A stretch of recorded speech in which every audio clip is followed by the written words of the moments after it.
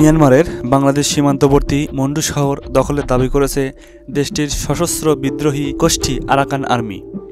কয়েক মাস ধরে মিয়ানমারের সেনাবাহিনীর সঙ্গে লড়াইয়ের পর তারা এই শহর নিয়ন্ত্রণে নিয়েছে।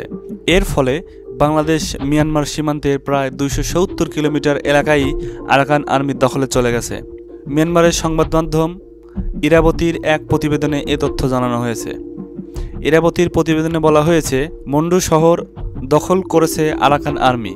তারা জানিয়েছে, মিয়ানমারের জান্তা সরকারের শেষ সীমান্ত ঘাঁটি হিসেবে পরিচিত মন্ডু শহরের বাইরে বর্ডার গার্ড পুলিশের ব্যাটালিয়ন নং 5ও তারা দখল করেছে।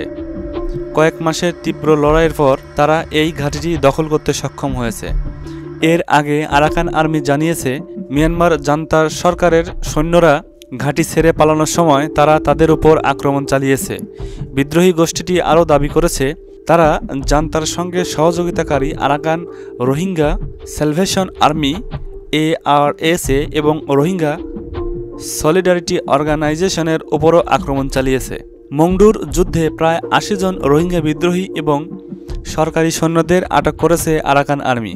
তারা জানিয়েছে, এদের মধ্যে সামরিক অপারেশন কমান্ডার পুনর ব্রিগেডিয়ার জেনারেল থোরইনতোনও রয়েছেন।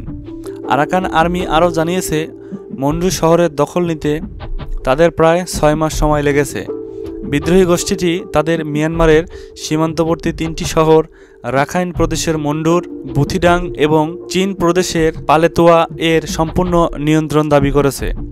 একজন সামরিক বিশ্লেষক মন্তব্য করেছেন যে ওই অঞ্চলগুলোর দখল বাণিজ্যিক যোগাযোগ পূর্ণ প্রতিষ্ঠায় সহায়ক হতে পারে এবং পশ্চিম রাখাইনের বাসিন্দাদের দুর্দশা লাঘব করতে পারে।